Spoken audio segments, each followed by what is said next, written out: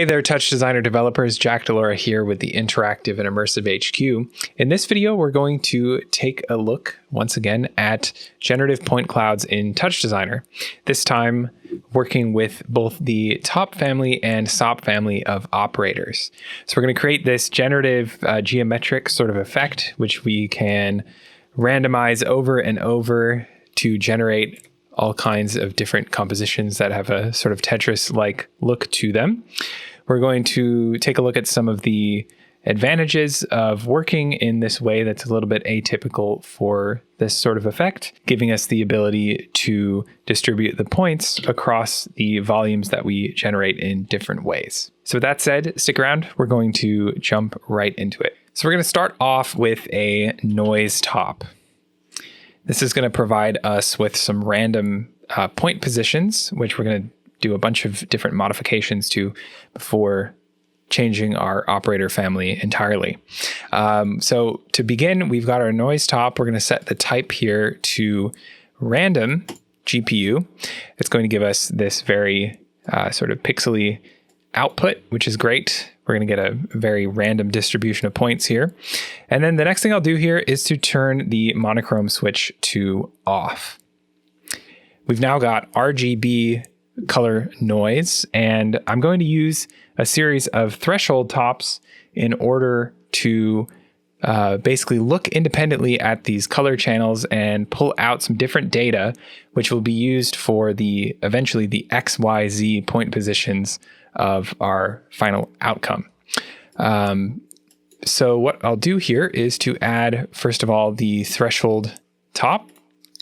I'm going to split this again into 3 branches, which are going to correspond to each color channel initially and then to our XYZ point positions. I'm going to connect the noise to the threshold. And if you're not familiar with the threshold, essentially we have the ability to use a comparator function, look at the content of the incoming texture, and then based on that comparator, in this case, if the incoming value is less than 0.5, which is this threshold level, we're going to output a value of 1, which will be white in the color channels. Or if it does not meet those requirements, as in we are beyond the 0.5 threshold marker, we're going to have, in this case, transparent pixels instead.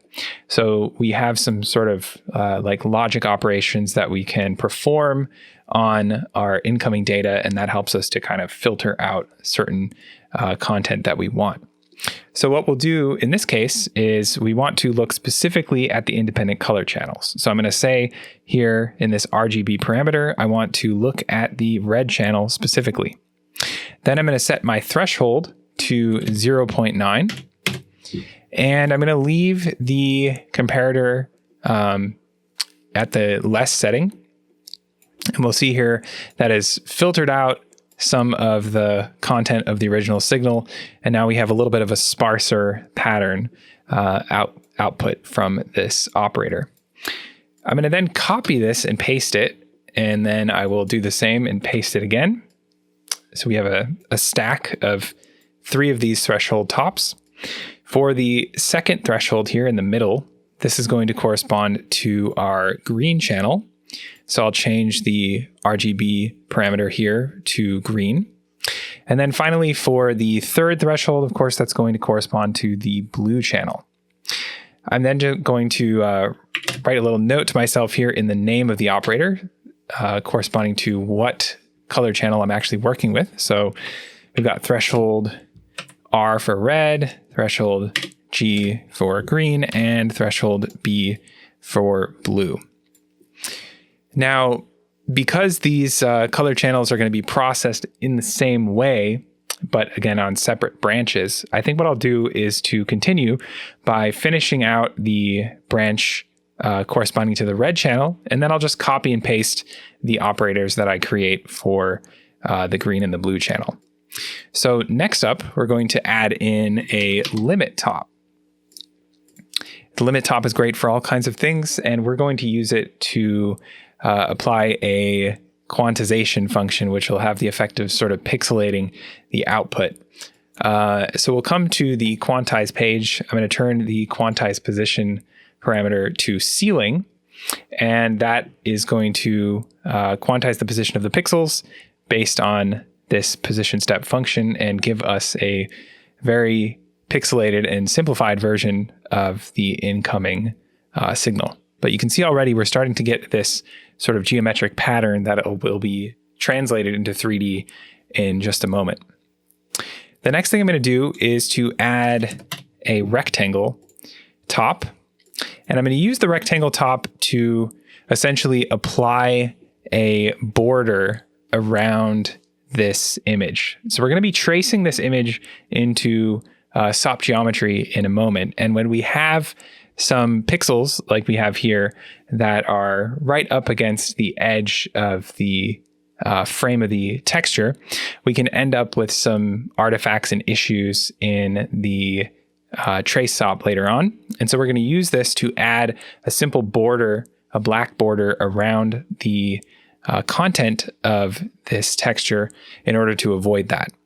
So basically the things contained within this border, which will be black, will be ignored by the trace SOP and thus won't cause us any problems.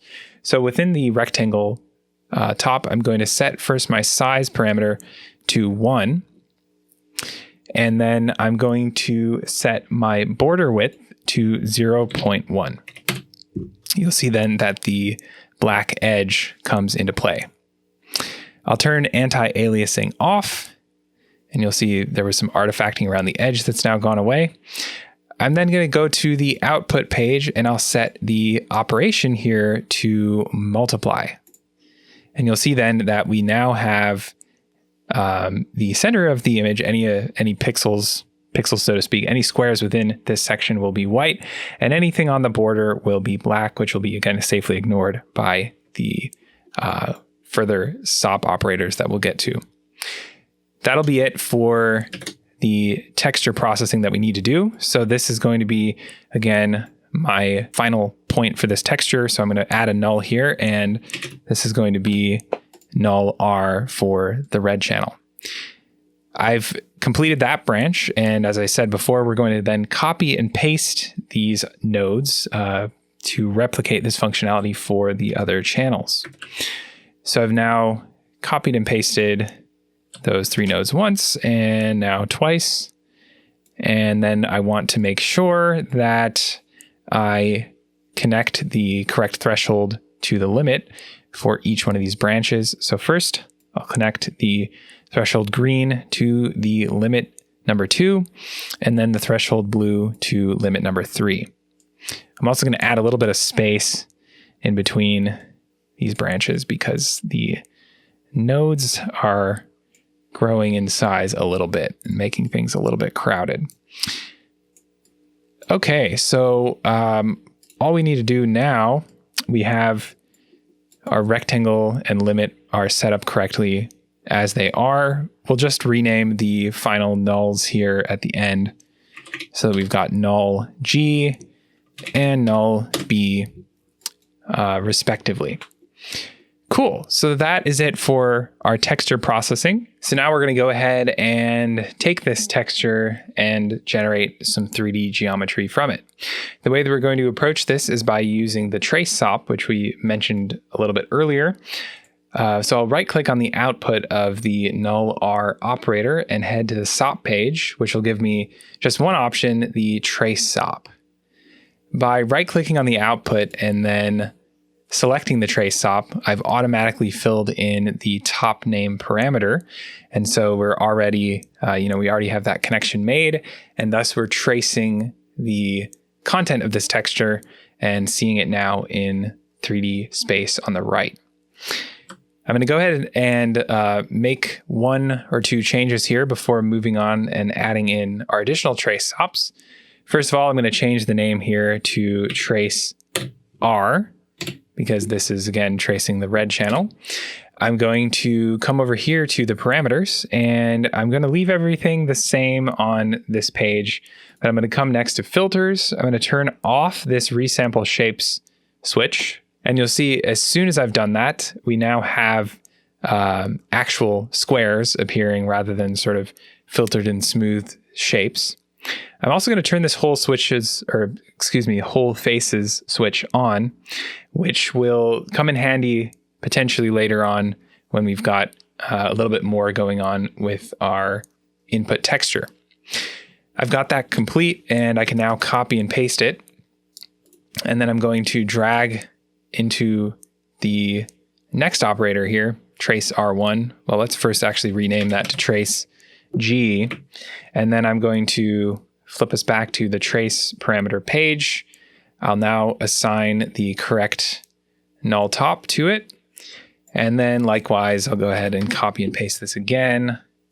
Trace B and drag my texture operator onto it. So here we go. We've got three textures, or three trace SOPs rather, generating some currently flat 3D geometry. And the next thing that I'd like to do is actually take that flat planar geometry and extrude it so we can actually generate a 3D shape from it. So I'm going to follow the same sort of approach as I did over here on the left, in that I will work on one branch of the network first, and then I will copy and paste operators just to kind of keep things a little bit more simple. And so I'm going to start off with the extrude SOP that we just mentioned, and I will attach that to my trace R operator and put that over here to the right. Now, in the extrude SOP, we're going to change a couple of things. I want to, first of all, turn the front face and back face settings to no output. That's going to turn the kind of front and back face, like sort of caps over this geometry, off, which looks kind of weird in this sort of 3D shaded format. But when we take this into a sort of point-based effect, it will make things turn out, I guess, a little bit more like we're expecting, and avoid some sort of glitches that can happen just because of the underlying geometry. The next thing I'm going to do is to turn on this cusp polygonal sides switch, which will be important for one of the ways that we're going to sort of look at distributing the points across this 3D geometry. And that's it for the extrude SOP. I'm going to then add a transform SOP after this. And we're going to use this, in this case, to orient or sort of shift, transform, translate the geometry around the center of the axes. You can see right now it is shifted a little bit in the negative Z direction. We want that to be pulled back around the 0, 0, 0 point right at the center of those axes. And the easiest way that we can do that is to come to the post page of this transform SOP and choose for post translate X, Y, and Z that we want to translate to the origin. And there we go. We've got now our geometry centered around that 0, 0, 0 point. The last thing that I'm going to do is to add in a point SOP. And the point SOP can be used to modify a number of different attributes of the points that these different pieces of geometry contain. We're going to use it to apply color specifically to the subset of points that this contains. So I'm going to choose for this color parameter to add color, and then I'm going to click on the little black color swatch here to bring up the viewer, and I'm going to just choose red for this example to color these points red. After that, I'm going to copy everything from the extrude to the 0.1 operator. So I've gone ahead and right-clicked and box selected all of that. I will then Control-C, Control-V to paste that and shift it down a little bit, click off to deselect, and then I will connect the trace G to the input of the first input of the extrude operator. I'm going to then come over to the transform here because I want to shift things up a little bit. And I'm going to come to the transform page. I'm going to set the rotate in the Y direction to 90 degrees so that we can kind of shift the geometry around the axis and not have all of our geometry sort of facing the same direction. Over here in the point operator, I'm going to change the color from red to green. And then I'll copy and paste this one more time and do the same for the next set of geometry. So in this case, I'm going to come to transform number 3. I'm going to rotate us back to 0, 0, 0, and then I will rotate around the x-axis 90 degrees so that we now have geometry that's facing upward. I'm going to come to the point operator here and change the color once again to blue. Now that we've got our transform SOPs added into the network, I just wanted to make one correction to what I said earlier. And that is that our RGB color channels that we worked with earlier are not just being used to generate points in the X, Y, and Z axes, respectively. We are actually generating geometry that is oriented along those axes. So we do have X, Y, Z points for each one of those RGB color sets and textures that we're generating. They just happen to be oriented in those particular axes. So that is a slight correction. Hopefully that makes a little bit more sense now that we have started to put this together. So I'm going to take this geometry. I'm going to merge it all together with a merge SOP and connect everything to that. We can see if we activate this viewer and rotate around that we now have, again, our 3 color piece of geometry, which are, again, oriented along those different axes. What we'll do now is look at 2 different approaches for adding points onto this piece of geometry. So while we do have points contained within this, I'll show you what they look like at the moment. So I'm going to activate the viewer, right-click in the background, hit Display Options, click the Points option in the little window that pops up, and you'll see that we do have points, and they are concentrated really around, let me zoom in here a little bit, around the edges of these square tube sort of shapes. And we don't really have any other points along the sort of tubes themselves. So if we were to take this geometry as it is and use it as a point cloud, it wouldn't be all that interesting. We just end up with basically the sort of sides of a cube, or I guess to put it another way, just this sort of flat textures on each side of a cube. So what we'll do is to look at 2 approaches to rectifying this, or sort of creatively working with this geometry to generate a more interesting point cloud. So the first option is to use the sprinkle SOP, which is a popular operator that we can use to add points to the surface or the volume of the geometry that we are working with.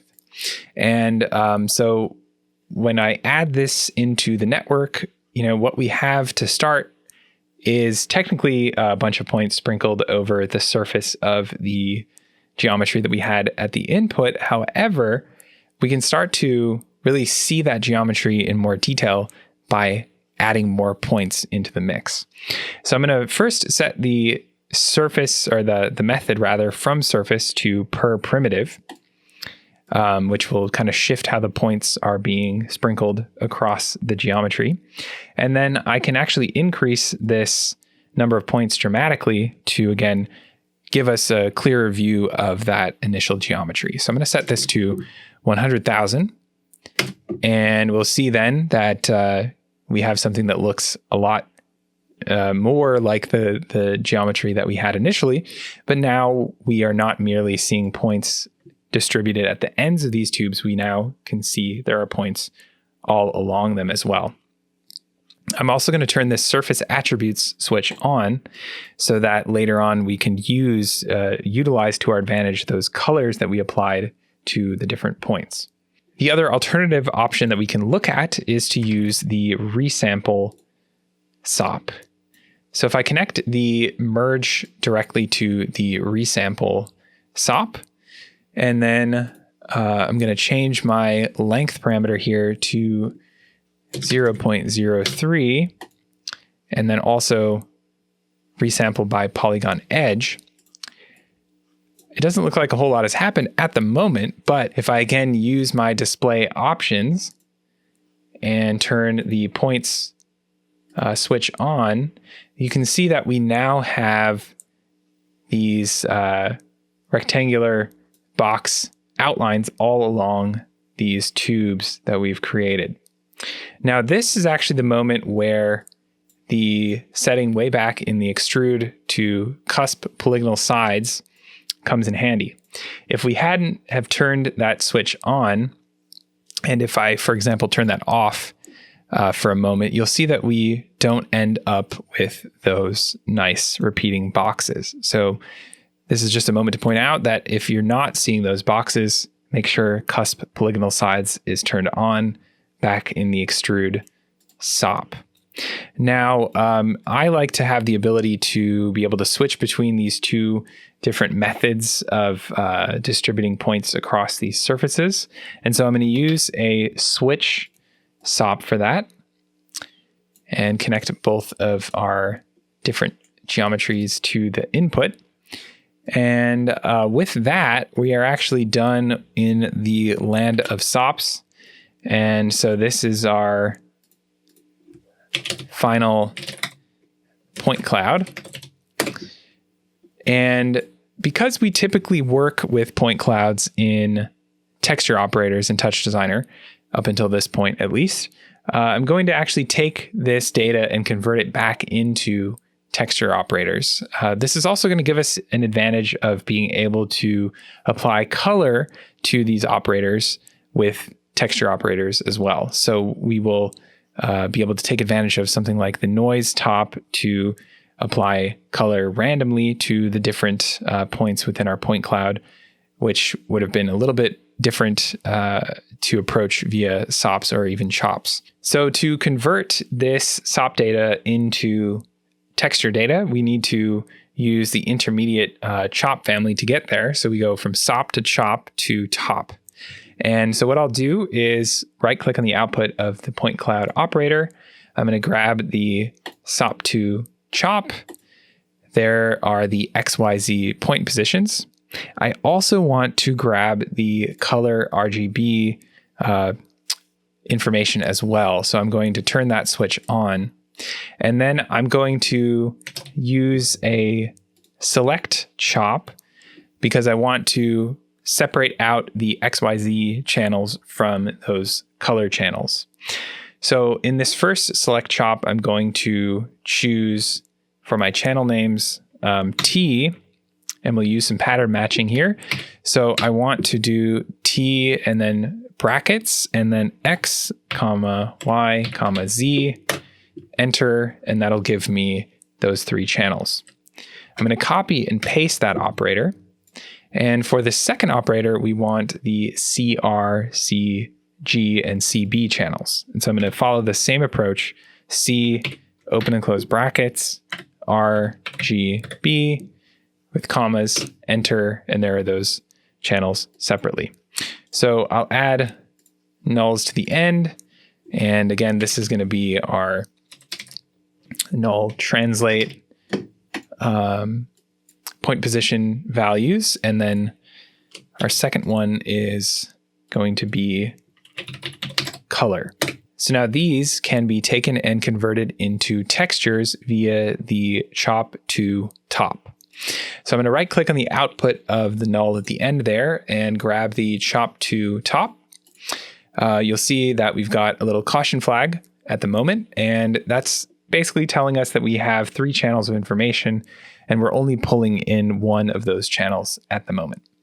So I'm going to set the data format here to RGB. Now you'll notice that I still have the caution flag up in the right of the operator, and this is because I've exceeded the maximum texture resolution supported on my computer. Now, this will be something that you'll likely run into with this many points that we're, again, trying to convert into a texture, but also if you're running the non-commercial license. And so we have a solution for this, which is to change this image layout parameter to fit to square, which is going to give us a 317 by 317 texture, which will run fine on non-commercial as well. So I've got, again, those are the point positions now that I'm seeing within that operator. And the next thing that I'm going to do is to add in another chop to top, and this is going to be my color channels. So I'm going to drag null color onto this operator. Again, we've got the same warning that we're exceeding our resolution. So I'm going to first set the data format here to RGB, and then I'm going to do the image layout fit to square option. Now, this is the final sort of state of my point position data. So I'm going to add in a null, and this is going to be my point position. So I can put in POS, point positions, translate, etc., just to be very clear as to the function of that. And then let's have a look at our color situation as well while we're here. So we have the red, green, and blue colors that we applied to the differently oriented pieces of geometry. We can use that difference as a way to look up or pull out specific colors from a noise top and then reapply selectively to those specifically oriented piece of geometry a new set of colors. And so we're going to do that by adding in a noise top and then using a lookup top afterwards. But first we need to set the noise top up to output in the way that we'd like. And so I'm going to set the harmonics first to 1. I'm going to set the amplitude to 1. I'm going to turn the monochrome switch here to off. And with that, I think we're good to add in the lookup top. So the lookup top, I'm going to first connect the chop2 input to the first input here. And then I'm going to connect the noise to the second input. And you'll see immediately we're pulling in some color information from the noise. And if I adjust the seed parameter of this noise, we can then get a wide variety of randomly generated color options for our point cloud. Now I'm going to add a null. Oops, I want to add a null after the lookup. I'm going to call this null point color. And now we can take this and actually render it so that we can see the results of the point cloud that we've generated. So we've got, again, our point positions, which are going to correspond to what we saw over here in the SOP.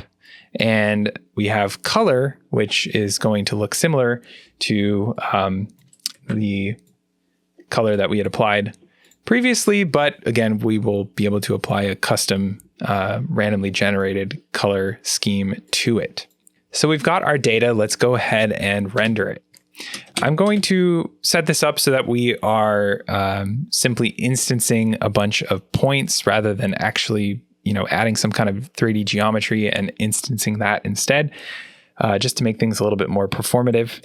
So I'm going to start with an add SOP, and I want to, in the add SOP, turn the add points switch on.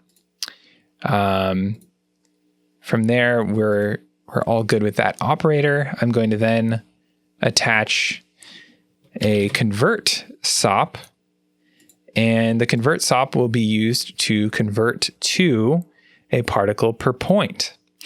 I'm also going to change the particle type to render as point sprites, so that we can take advantage of our line material in a moment. I'm going to right click on the output of the convert, and then I'm going to grab a geometry comp so that we can use, again, this geometry that we've just generated to start instancing. So within the geometry comp, I'm going to set on the instancing page the switch here to on.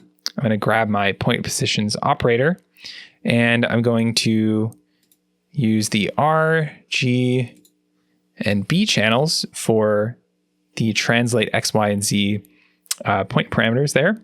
And then I also want to use the alpha channel here for the active channel as well. We're going to use this active channel so that we can turn off any of the potentially extra pixel values that are automatically added when we use this fit to square option. This happens because, we can have any number of samples that we want in this chop channel, but those are not always going to fit evenly into a perfect square in terms of the number of pixels.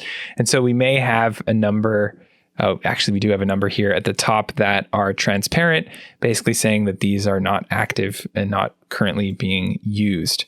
So I don't want to render those at the center of our display here. And so I'm using, again, that alpha channel for the active setting under this translate parameter. Finally, let's head to the instance2 page and grab the null point color operator. We'll drag that onto our color op and then grab the R, G, and B channels. Now, this looks a little dark at the moment. That's okay. We're going to add in our material, which is going to be a line material. The line material, once I've added it, I'm going to drag onto the geometry comp, and then I will make a couple of settings changes here. First of all, I'm going to set the distance far here to 3.4. I'm going to set the width near to 2.5 and the width far to 1.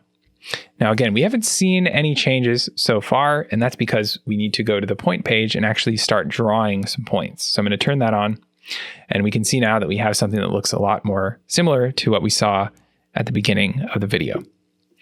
Now, I want to be able to render this, and I think what I'll do, instead of using a typical camera, I'm going to use a handy tool over here in the palette called Camera Viewport.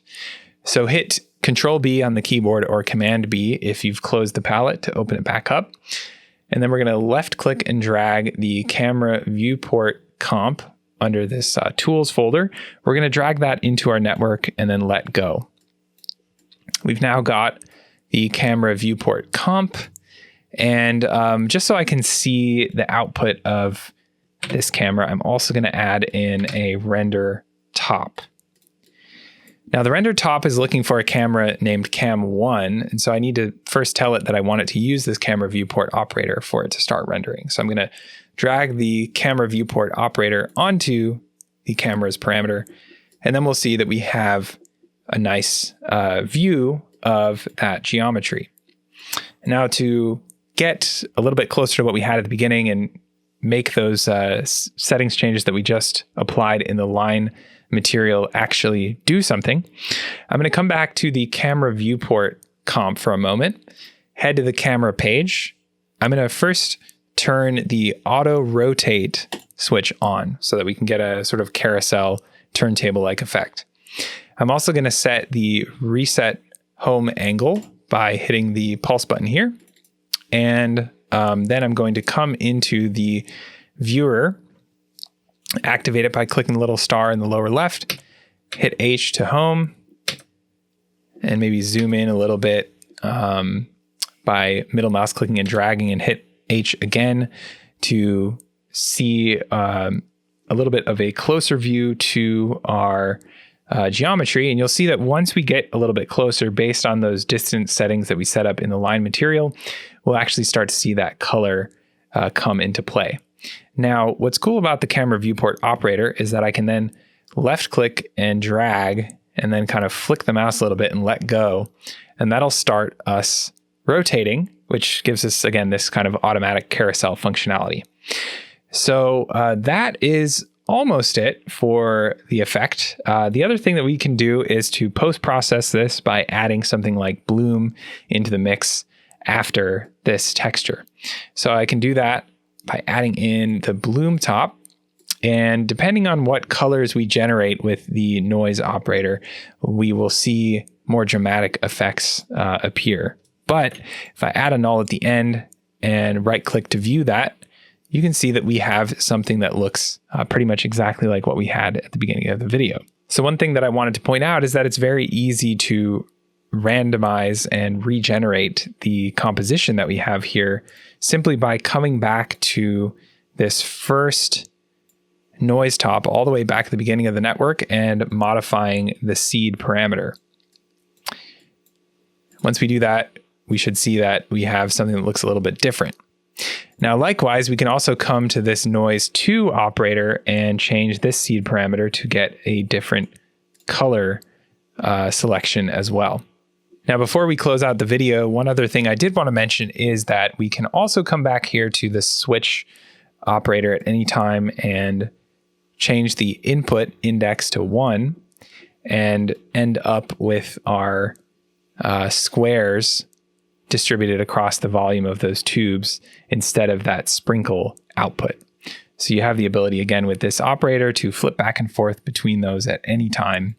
And also, of course, add in additional operators if you want to process that in different ways. So I hope that this has been an interesting one for you to put together, showcasing the ability to work not only with tops, but also in tandem with SOPs to generate some geometry that, maybe you wouldn't have come across using more typical methods of working in 3D in the program. And also that, you can work with the tools that you're familiar with in different ways to come up with maybe some unexpected results. So with that, I hope you've enjoyed this video. I'm looking forward to seeing you in the next one.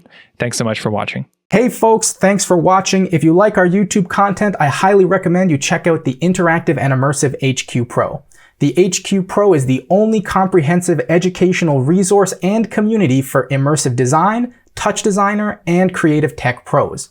In the HQ Pro trainings, we cover almost any topic you can think of, and we go way more in depth than we do in our YouTube tutorials.